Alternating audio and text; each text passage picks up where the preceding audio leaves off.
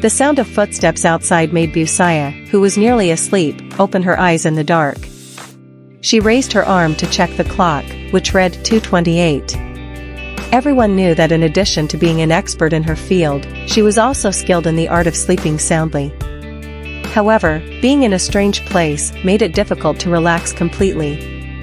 She needed to rest, as she knew that waking up tired could delay her work the next morning. But the footsteps continued, irritating her.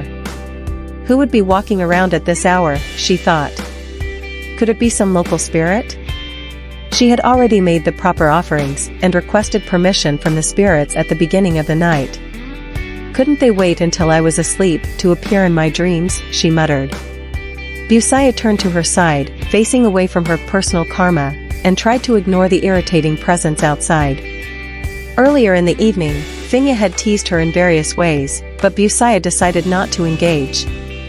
She valued her sleep too much to get involved in unnecessary arguments. If only Finya would sleep in the command tent, the night might have passed more peacefully. Suddenly, she heard Finya whisper in the dark, "Don't turn on the light. Don't make any noise. If you hear something, stay put." Busiah held her breath, feeling her intuition stir with a sense of danger, and watched as Finya carefully crawled to the tent's entrance, unzipping it as quietly as possible to peek outside. "The spirits around here are severe," Finya muttered, before disappearing from the tent. All Busiah could do was remain still, praying that everything would pass without issue. Moments later, a loud bang shattered the silence. Then another. And another. Shots rang out, more than 10 in total. Finya was outside. Was she in danger? Busiah lay there, holding her breath, jumping every time a gunshot echoed. 5 minutes later, Finya burst back into the tent, illuminated only by the soft glow of a flashlight. "We're safe now," she said. Busiah sat up quickly, her face revealing a state of shock. Finya knelt in front of her. "Are you okay, Walloy?" she asked gently. "I'm fine," Busiah replied, though worry was still etched on her face. "It's all right. They're gone," Finya reassured her.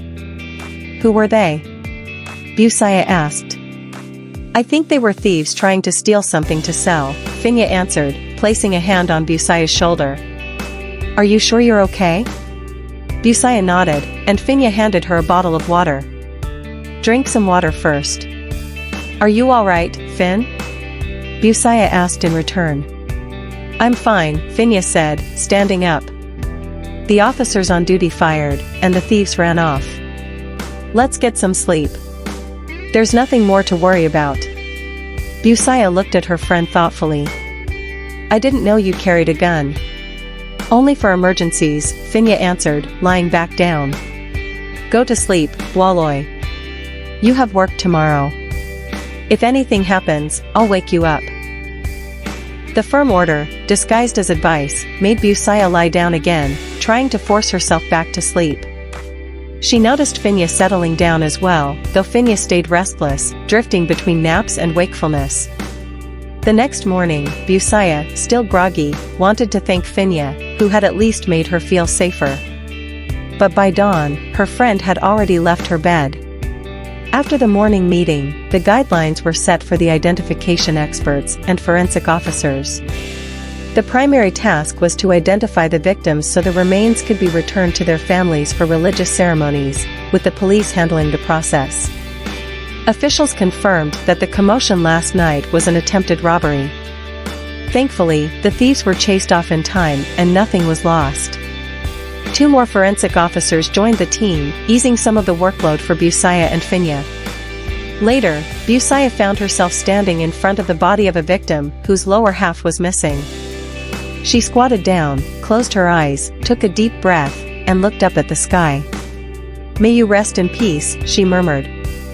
Gathering her composure, she reminded herself to treat the scene as a professional task.